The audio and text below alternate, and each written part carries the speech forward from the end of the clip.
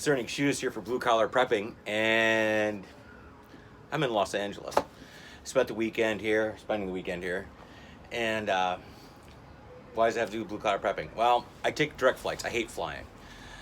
You always lose your luggage, there's delays, blah, blah, blah, blah, blah. And so a lot of people that are into prepping and self-defense are always about carrying guns, checking in guns, and being there on time and early. And that's great, except if they lose your luggage. Now, I didn't get my luggage lost. I flew Spirit Airlines. It's a budget airline, and I've had a fabulous experience so far.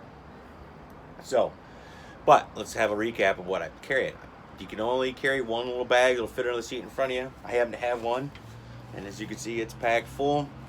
And it comes on the plane, so of course there are no weapons or any goodies in that. Matter of fact, there's shoes and clothes in here, and some gifts for the spawn.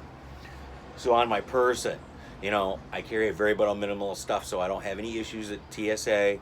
I'm not really all that concerned about getting through security. I want to be in and out, get on my plane as quickly as possible. So minimalist carry.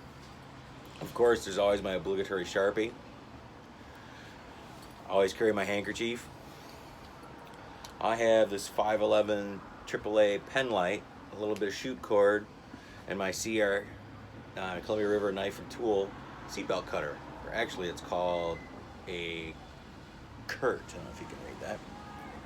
And a small little Bic. All the things that I'm allowed to carry on me. So, and aside from cash and my cell phone, that's pretty much it. Do I feel confident in that and my ability to do that? Well, of course. I've spent a lot of time in my life, as well as I instruct about improvised weapons usage. And one of the smartest things I've ever heard anybody ever say is the more you know, the less you have to carry. And so I've tried to become traffic, LA, as proficient as I can with improvised weapons and know how to use them for self-defense, as well as I've also taught myself how to use multiple different weapons types. Because one of the other smartest things I ever heard said was, in active shooter situation like in Los Angeles or New York or one of these places, if you need a gun, there's going to be one around. Well, it doesn't help you any if you don't know how to use it. So, knowledge is power. So, very, very simple. Doesn't cost a lot of money what I have, except for make time for training. And a little bit of cost of that does too. So, always make sure you search out a competent instructor.